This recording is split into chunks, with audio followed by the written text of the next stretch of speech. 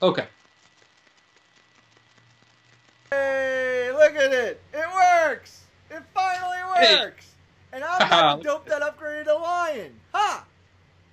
This is interesting, Adam. You're really tiny tonight, and I'm kind of large. Is this what you call living large? Normally, I would. Yeah, here's the thing, because I'm not sure whose mug is more painful to stare at for long periods of time, but you definitely have a nicer view than I do. So, unfortunately for our friends watching at home, they are staring at my beautiful backdrop and this ugly mug, and the small one over here has the nice cityscape, so that we talk about every week. It is gorgeous. Yes. For some time. Literally, I'll do it from the Wi-Fi. Oh. Okay. All right. Staring too long can cause seizures. Thank you for pointing that out. Do appreciate that. So tonight we have a fun-filled, packed show, full of good, yummy stuff, and we shall start. Shan't we? So we talked about the McLaren. We have a wonderful McLaren. It's the Techno XT. It ends tonight in less than an hour. Ooh, less than an hour, yep. Yeah, we're going on East Coast time, so even if you're on the West Coast here, we still have about 4 hours till midnight, but Eastern. nope, we're going it says on right East. there, Eastern. So it does say right there. So if you haven't been, check it out, latenightparents.com. Win yourself a stroller. There you are. So a little giveaway there. We love McLaren, love working with McLaren. Both Adam and I have McLarens. Great strollers. I've talked about taking mine on my trip to Israel a couple months back, and the thing is like brand new. It's like the Timex. It just keeps licking and keeps on ticking. I'm not sure if I can say that or not, but I just did. So but it works. So there you go. Actually, it applies. It does. It works. It does. Apparently we need a caption for Adam because we can't hear you. Adam's sound needs to be higher, or louder, or whatever. Okay. Well, how's that? Is that better? Can everyone hear me now? Can you hear me now? Can you hear me now? Can you hear me now? Oh, Amy is blogging at the same time. Multi-talented people we have in our chat room. Wow. I could barely go like this, right? And secretly, what you don't see is I'm rubbing my fat tummy, but I'm patting and rubbing. Yeah. Right? You can't do it, can you? No, I'm multi-talented. It's the baldness. The hair gets in your way. Forget. The idea is not moving the wrist. That's what it is. But it's patting and rubbing. It's patting. Can you go backward? I pat and Can you rub, switch it up pat midstream, huh? Mid-pat. Can you do that? Can you do the mid-pat rotation turn? You know the scary thing is they actually entrust us with kids. Yeah, that is bad, isn't it? Because we actually have children. That's scary. Scary. All right, so let's see. How was your Happy Monday? Happy Monday. How was your weekend, Adam? My weekend was great. How was yours? My weekend was good. I had a good weekend. It was spent some good quality time with the family, and did the old running errands thing. But we also had some fun too. So it was a good time. Awesome. Good weekend. All weekends are good because we're not out of work. Well, that depends. Some people are out of work and they're still having great weekends. That's true. So my weekend was spent in the Hamptons. Nice. Yes, it's exactly what you think it is. It's nice. The Dapper life. It is $4 for a single scoop of ice cream. It is ridiculous. But Muffy and Buffy play the back nine every day. Well, excuse me. Pinkies in the air, folks. Pinkies in the air. Excuse me. All right. Well, look at you. Hey. Happy birthday, Melly. There you go. It's Melly's. Happy birthday, Melly. Very, very cool. Happy birthday. Melly. Adam, you sound like you're in a soundproof room. That isn't really soundproof, and we can almost hear you. Interesting. Can you hear me now? Sounds How like about now? Great description, yes. Oh, and by the way, newbie mom, yes.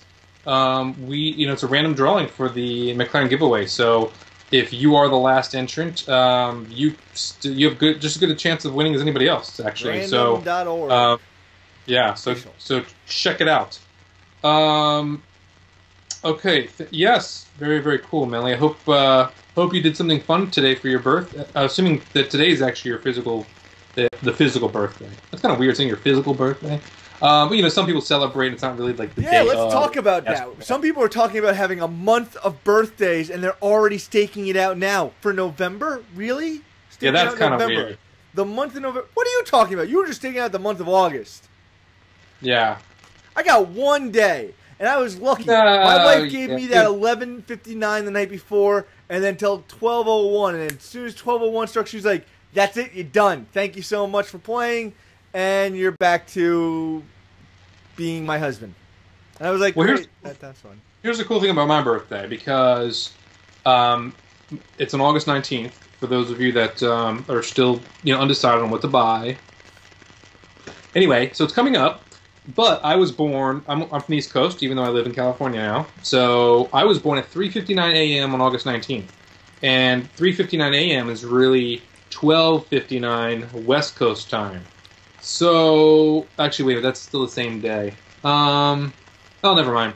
I thought I could somehow figure out a mathematical equation to figure out. Now if you use Einstein's polystring theory, and you think of the universe as a string that overlaps itself, and that if you open up a point of time and space from 2 points, and you travel through that point in time, then you would be at, saying you were born on maybe August 1st of 1922. Yeah, that's string theory. 3:59 a.m. was a bad time to give birth. Oh, there you go. I moved my legs. You can see I'm wearing my pajamas again. See, I got the dress shirt on here. I'm You're like trying to go mullet. Appropriate look. You are a walking mullet. A mullet? I don't have a mullet. There's no hair back here. No, but you're party up. You're fun up top, and then party in the pants. Yeah, I know. I got my pajama pants on, so I can show this. This is safe. This is safe viewing. I can show my pajama bottoms. But yeah, I'm wearing a nice. See, this is for the show. See, you think I'm properly dressed. Oh, he must be wearing khakis underneath of there. He's so dressed so late at night. Wow, what a classy gentleman. His wife must love the fact that he's dressed so nicely. Yes. Actually, that's not true. It is close to bedtime. So. It's close to bedtime. It's 8 o'clock your time. It's close to bedtime. Well, it's close to bedtime for you. I'm wearing this for you. Oh, for me. Oh, silly me. I forgot. Yes. Hey, Janice. Wow. Everybody, welcome, Janice. Thank you. Welcome to the show. We've had a discussion about pajama bottoms. We had a discussion about Adam being very small tonight, and we had a little birthday discussion. So, hey now. Sorry. Right. Oh, she's at Starbucks. Sorry, I'm late. That's very, very sweet of you to apologize for being late. But we're always late. This is late night parents, so everybody can be late. And that's the way it goes. That is the way it goes. So good. So we had good weekends. Covered that. Covered the weekends. We covered the weekend. So we got some stuff coming up. We do have some stuff coming up. Let's talk about that stuff coming up. We do. It is time for back to school. That's all I got. Yeah. That's all I got. Okay. Hey. Back to school. Let's talk about this. I got no kids going back to school. I got a kid going. Yeah, I don't have any either. But September 1st is the first day of preschool for both Olivia and Jake. So we've had a live-in nanny, which, by the way, I just want to mention because this is kind of sad. So our nanny's been having some pregnancy complications. I mentioned this a couple weeks ago. She's about 30 weeks along, and her baby actually has a tumor that's growing so large that it's actually up against the heart, and so we're not sure it's horrific. Yeah, it's really awful. So we're not really sure what's going to happen yet. So we're kind of monitoring that. I mentioned that a couple weeks ago. It's not why I brought it up, but what I was going to bring up was something really sad. So she comes to work today. She doesn't have a lot of money. Her family doesn't have a lot of money. But they woke up this morning to their whole family's bikes being stolen. So she had a bike, her husband had a bike, and she has a 10-year-old child who has a bike. And all three bikes were stolen. And Anyway, I feel terrible for her, so I'm trying to figure out a way to replace those bikes somehow for them because it's just it's supposed to be a happy time right now. I mean, they're about to give birth to another child, and there's some things going. She's not going to be with us anymore because on September 1st, kids are going to go to preschool. So I know in the back of her mind, she knows that in 3 weeks she won't be seeing Olivia and Jake, who's she's been with since they were about 8 weeks old, and Olivia's 3 and Jake will be 2 at the end of this month. So that's kind of sad. And then obviously the whole thing with her pregnancy, and then their bikes get stolen. It's just pretty sad. So I'm trying to figure out a way to make it up to her somehow, replacing this bike. So I'm not sure yet. But anyway, just wanted to say that my thoughts were with her tonight. And thanks, Amy. That's very sweet of you. I appreciate that gesture. That's very nice. I appreciate that. Yeah, because it's pretty sad. Thanks, Janice. Thank you guys for that. I appreciate that. It means a lot. Because she doesn't, they don't really have a lot of money, and that's like a big deal. Having all their bike stolen is like a big deal. Anyway, so again, I just wanted to. Well, she's probably not watching, but just let her know that my thoughts are with her, and it's kind of sad. But it kind of brought it up because of the school thing. The kids are going to preschool for the first time on September 1st, so it's kind of an exciting and a sad time all at once. Thanks, Sari. That's really nice of you guys. I appreciate you guys in the chat mentioning your support for help. I really appreciate that. If you guys have any ideas or anything, feel free. You guys can email me actually at josh@latenightparents.com. So I appreciate that. Thank you. Let's see, Adam, are you with us tonight? I see you're kind of.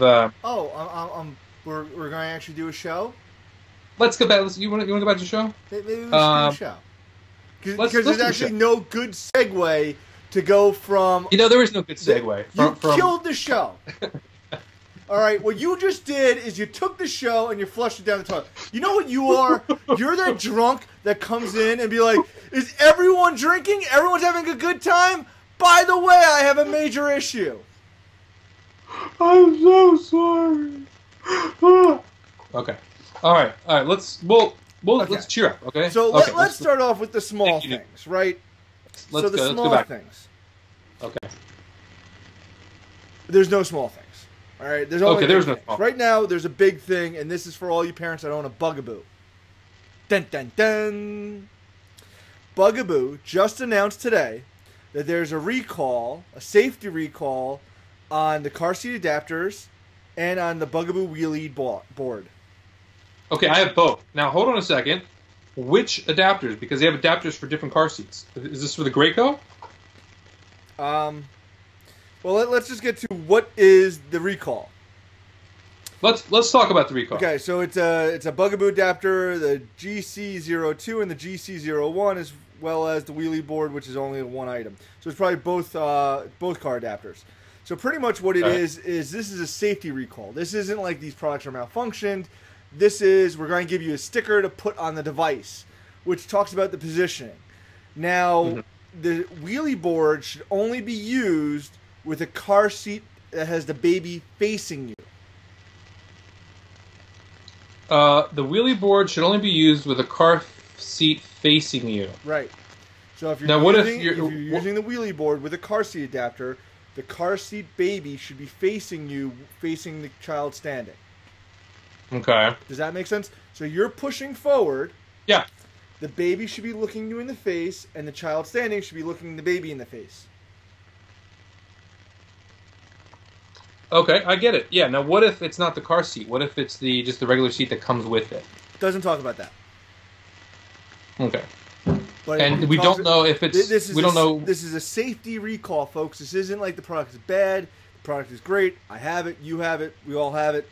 But this is about pretty much that they had one incident, that a child fell, sustained some cuts and bruises, and that they are now saying that they want you to call up and they will provide you a safety sticker. A safety sticker. Yep. And it is a It's a labeling kit for the travel system product combination. So it's in combination only. It's when you use the car seat adapter and the wheelie board, and they'd like to give you a sticker so you could be a little bit more of an informed consumer and maybe not hurt your kid on the wheelie board. And what happens? What's the defect? I guess I'm confused about that. I'm not sure, but I'm pretty sure that someone sustained cuts and injuries, whether it was the kid on the wheelie board or maybe the kid on the wheelie board pushed out the kid in the car seat.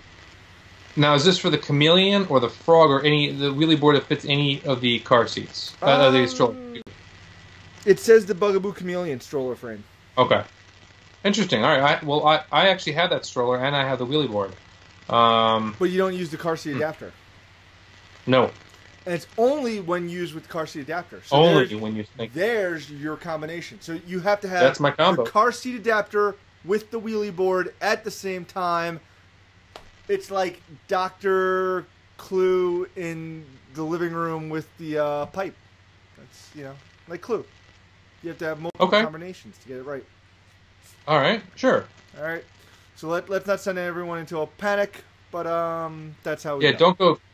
Everybody's flooding the chat room. They're going out and getting their safety stickers for the Bugaboo and for the wheelie board. It's okay. We're okay. We'll all be here. We'll wait. We'll be here. Just go get your safety stickers. We'll wait. Just come back. While you're there, maybe you could apply to win a McLaren.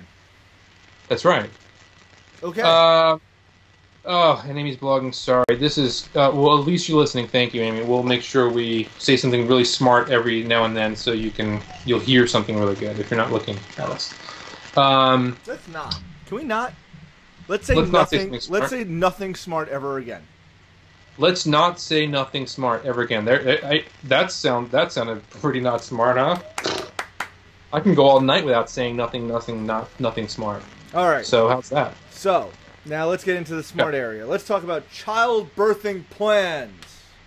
Let's do that. We had an interesting little precursor conversation to today on Twitter, actually. I talked about childbirthing plans today. Yeah. So this is an interesting topic because you don't hear a lot of guys talk about birthing plans. In fact, you don't hear a lot of people in general talk about birthing plans, but definitely not guys talk about birthing plans. And I think that not a lot of people know what we are unique. Yeah. Imagine that. You can have a plan for the birth. Did you have a plan for your birth? Well, not for my birth because I wasn't here before I was born. So I didn't have a plan for my birth before I was born because I couldn't come up with one. Oh, come on. My plan for my birth was put as much pain into my mom as possible. I wanted her to remember me. Ha! Yeah, my birth plan was to be born. That was my birth plan. And it worked. So that worked out pretty well. However, we did have a birthing plan for Olivia and Jake. Thank you, Janice. Very nice of you to say. Yes. So we did have a birthing plan for Olivia and Jake, and the plan didn't actually go. Well, what happened didn't go according to plan, unfortunately, but we did. In fact, I'll just go over it real quick, and then I'll let you have a stab at it, Adam. Obviously I was supportive of whatever my wife wanted to do because she was the one giving the birth, right? I think my role as a dad, as a husband, was to be supportive of whatever plan she wanted to have to give birth to our children. And fortunately, the plan that she chose was one that I was very supportive of. She actually wanted to go through hypnobirthing. So if you're not familiar with what hypnobirthing is, it's basically a drug-free way of giving birth. And it uses meditation techniques and breathing techniques and listening exercises to get your mind and body in a state where your body can naturally have the child. Adam, are you okay? I am so anyway, right now. Okay. Oh, you're right now. I'm going to hypnobirth. Yeah. Okay, I get it. Don't just catch the baby. Catch the baby. So I was very supportive of that. There was basically what's involved is our classes that you go to. And I thought it was a great thing. I'm very, very in favor of hypnobirthing or anything like that. I was very supportive of the fact that she didn't want to use any drugs or any intervention. That's just, what she wanted, and I was very supportive of that. Anywho, a long story, people always say to make a long story short, but you can't really make a long story short because it's already long. Yeah, so I'm not going to say make it a little shorter. Let's make a medium length story. Medium length. Let's do that. Okay, I'm going to do that right now. So My wife with Olivia had placenta previa, where the placenta was very low, covering the cervix, and basically, as a result, the baby can't go through the cervix because the placenta is blocking it. Usually, it's kind of up and out of the way on the side of the uterus, but hers was down, covering it. So a long time ago, back when they were able to detect placenta previa, the mother and the child would both die because the baby would have no way of getting out of the mother, and the mother would bleed out. It's actually very, very horribly dangerous. But now with science and ultrasounds, you can detect if there's placenta previa. And so she had placenta previa. And with placenta previa, certainly when it's a full showing, there's no way to have a natural birth, so you have to have a C-section. So my wife had to have a C-section for Olivia, and then with Jake, she didn't have a choice of going with VBAC because there wasn't a hospital near us that had VBAC. So, well, I've just told you that's our whole plan. There you go. Josh, do you ever feel like your storytelling is like the Indy 500? Like after the crash happens, because everyone watches the Indy 500 for a crash, and then the crash happens, and then like after the crash, when you actually see the mangled bodies and you see the disgusting decay, do you actually then say, oh, maybe I shouldn't have gone that far because like we've hit a depraved low of like, oh, that was a bad story, as opposed to being like, hey, it all ended in a happy story and we could continue our happy friggin' show? Did I get kind of... Was that gruesome? Was that bad? Well, I certainly don't want to go after that. Like, what are you talking about? How about we from now on communicate who's got the bloodier story? Because that way I could at least say my happy story, and then you could go with your, hey, look, back in the 1800s, mother and child died. And now it was a happy... Yeah, but it was a happy story. I mean, both children were born, which is kind of good, right? It's kind of what you want out of a birth plan. I mean, I think the number one thing in a birth plan is a child's born, so we covered that. So it was just kind of how we got to that, which was the problem. So, yeah, apparently you sound like... All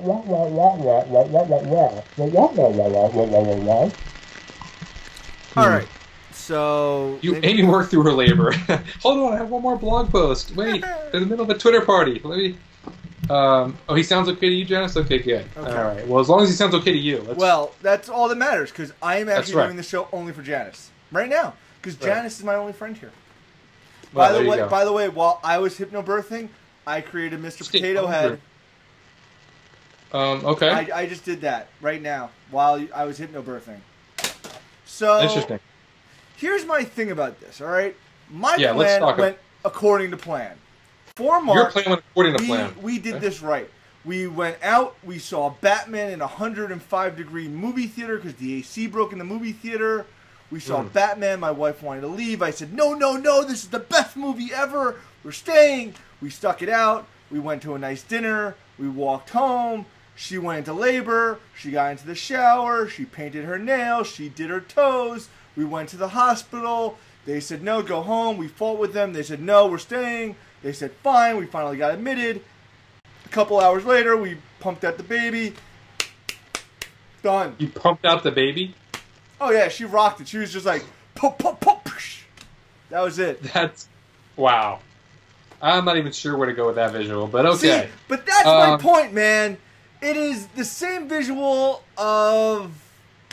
I'm not even going to say it because we have a room full of women. But that visual that a guy would understand that we're saying right now... It involves ping pong balls in Mexico, and that visual is the visual that guys have. Dude, and Amy said she heard you speaking while she was giving labor, she'd kill you. Oh my god, that's so funny. I was an awesome labor mate. All right. Oh my god, that's so funny. Okay, let's talk about this for a second. Let's talk. That was so funny. That was very good. Let's talk about this for a second. What do you think guys' roles are in the birthing plan? Do you think guys have a say? My thing about being a guy involved in the birthing plan is to do whatever the hell you're told. That's a good plan. If they say, go get me a sandwich from the Cargany Deli, I will drive across town and get a sandwich from Cargany Deli. If my wife told me to go get a rare African flower from a rare African flower shop in a rarest part of New York City, I will go get her that flower because she is delivering my child. I do not care. I will go to the ends of the earth. I will do that. That is my attitude, that guys should be the utmost supportive because you know what? We ain't pushing anything out. We're only there for support. And the best we could do is protect our wives from being very invasive doctors and very invasive nurses and maybe very invasive mother-in-laws. All right. Okay. That's good.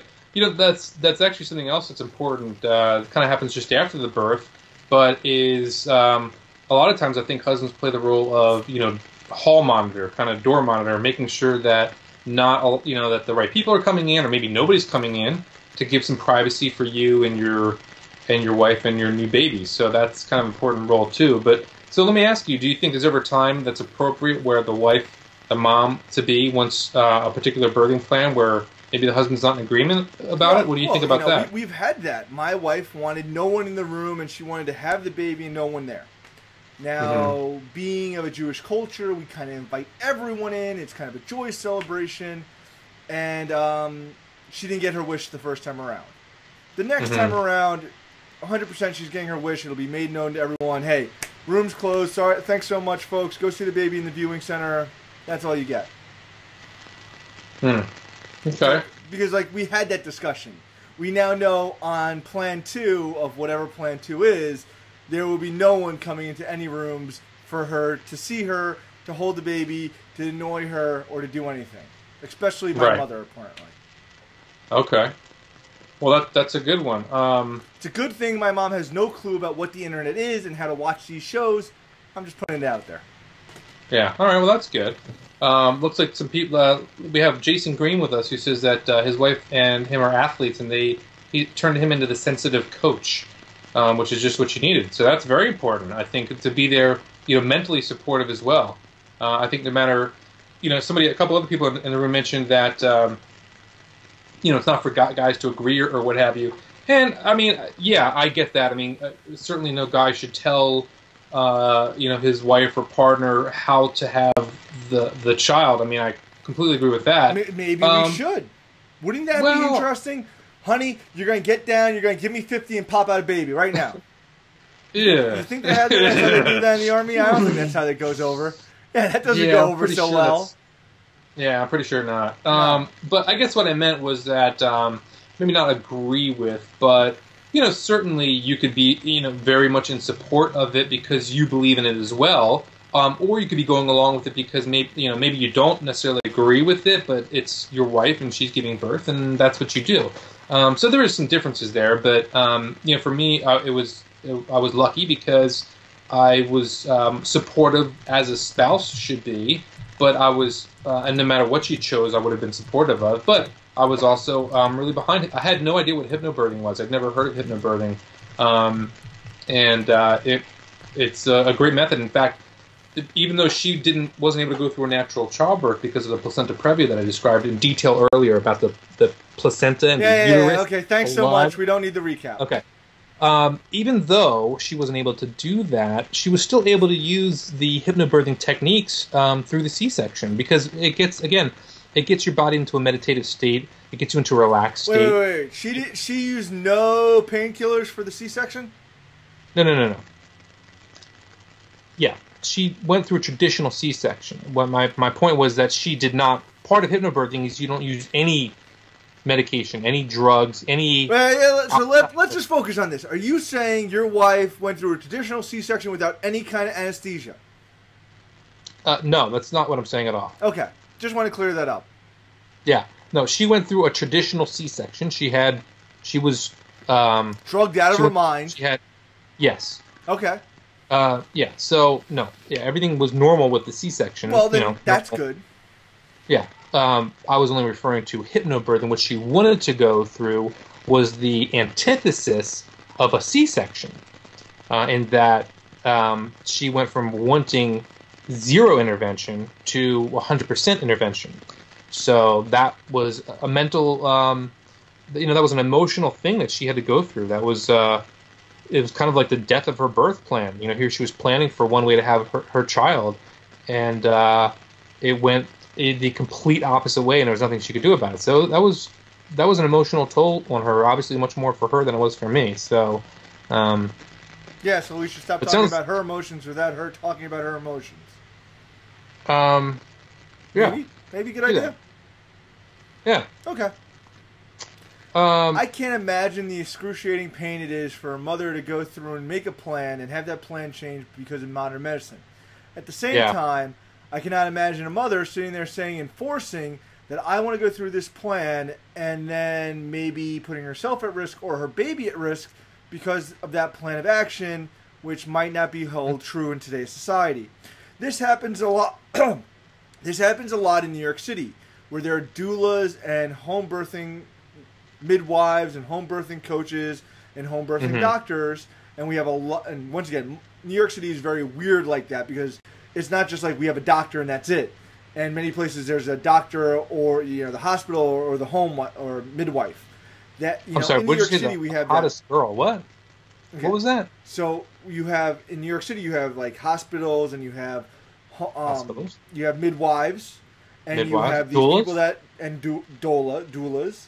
And then you have these like home birthing coaches, and then you have like so you have this very big range of people that are all involved in pregnancy in New York City.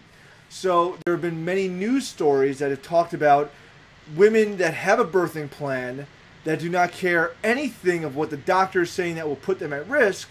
They have a midwife that's totally unprepared for the very big medical complications, where not only does the mother put their own life at risk, but now the child, their birthing child. So, in some cases you hear the very horrible stories on the news. In some cases you hear about the rescuing story on the news. And in some small circles you hear about the mother, that the doula and the midwife finally picked up the phone and said, we're taking you to the hospital because this isn't going as well as we would have wanted. So I can't imagine from a psychological perspective that you're psyching yourself up, you're doing this at home, and then someone pulls the trigger and says, sorry, we got to take you out to the ER, something's majorly wrong. So it must be an emotional crush of like, wow, that's so not what I planned. But I think this is one of those things of it's probably better safe than sorry. Right. Hey, let me ask you something. We didn't talk about, but you mentioned a doula, right? What do you know about doulas, and what are your thoughts on them? Go. So we used a doula, but our doula, you did. We used a doula mainly for the after-birthing process, where they came to our home a day after the baby was born. They helped my wife with the nursing kind of aspects, a little bit of the baby 101 stuff, and me too. I will say I was not a complete hey, I got a baby, woohoo! But Wait, you weren't excited about having a baby? No, I was super excited, but I wasn't like spinning the kid up in the air like a pizza baby, like be like woohoo. So it was definitely like a little bit of a 101 for me. But I learned much more about breastfeeding from a doula than I ever had known before. Interesting. Well, I actually really didn't like the idea of a doula. When my wife started researching doulas, this is part of not agreeing with the birth plan, because a doula is part of a birth plan, and I think doulas are great. And I think that if you're interested in a doula, you should definitely consider using one. And there are registered organizations that certify doulas, and you need to look at certifications. Right. So here's my thing with the doula. Okay, it was a total personal thing. I wanted to be part of the birthing process as much as I could.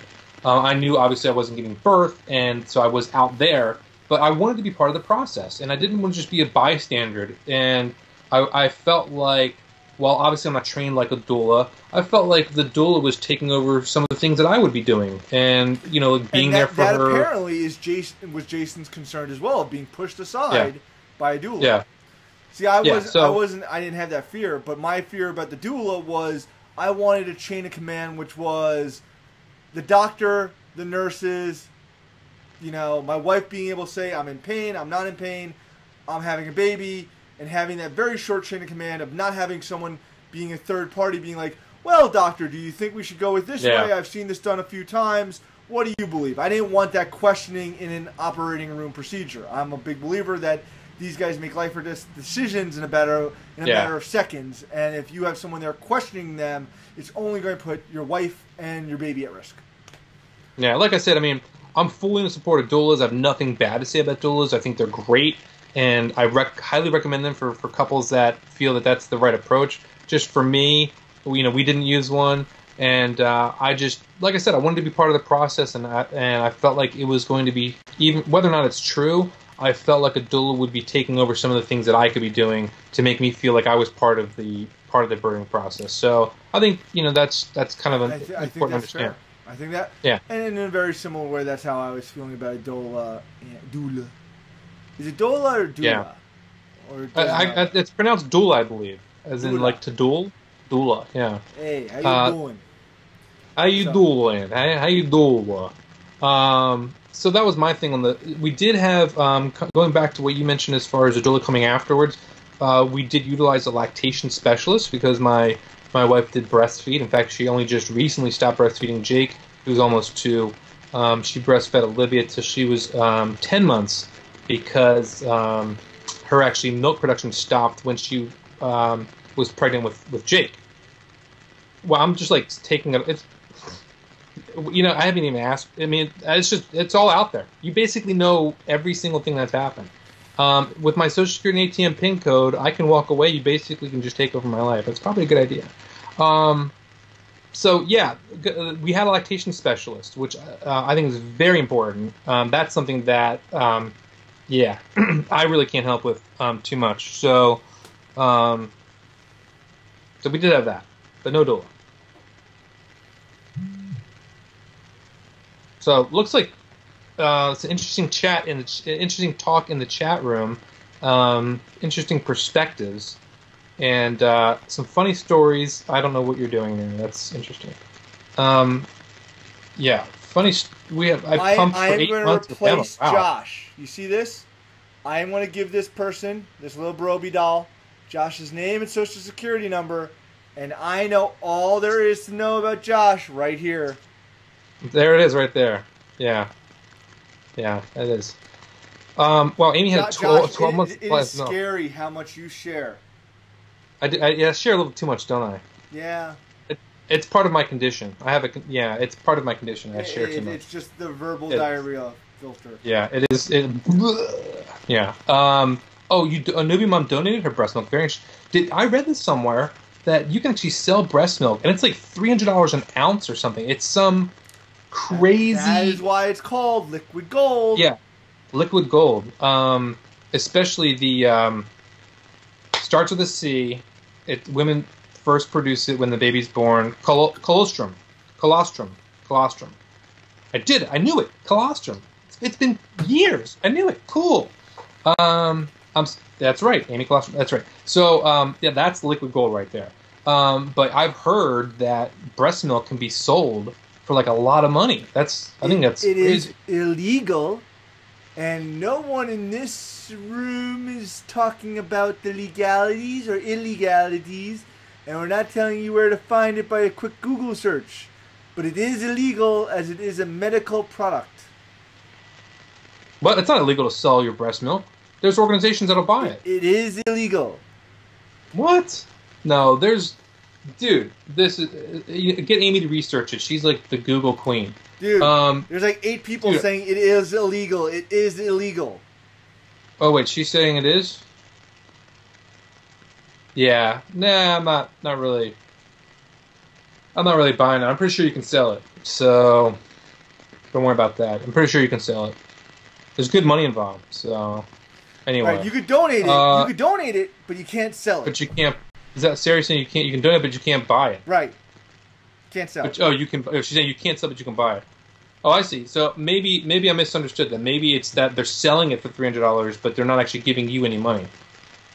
That's be terrible. Imagine donating your breast milk and then somebody else... on the history of Earth. I would be a bad drug dealer.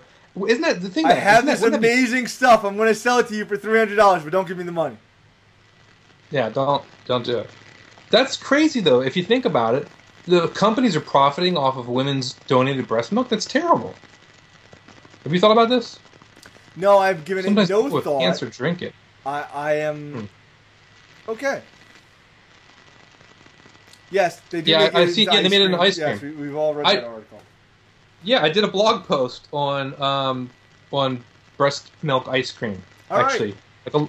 Yeah. Okay, great. That's gross, by the way. Breast milk ice cream is freaking gross. All right. Sorry. You haven't tried it. You haven't tasted it. Let's not go there. Let's move on. No, let's not go there. All right. Yeah. So here we go, folks. Stick around for the nice live post show. If you're on the recording, if you're watching us not live, you can find us on the Twitter at Late Night Parent, and you can find us on Facebook, facebook.com/Late Night Parents. All right. Did you mention Twitter? At Late Night Parent? No S? Yeah, we got that. We got that. All right. So remember, we're live every Monday night on latenightparent.com at 11 p.m. Mm-hmm. Say goodnight, Josh. Okay. Well, thanks, guys, for coming. We really appreciate having you on the show and appreciate the chats. Thank you for spending your hour with us. We'll see you next Monday, I guess. Next Monday. Peace.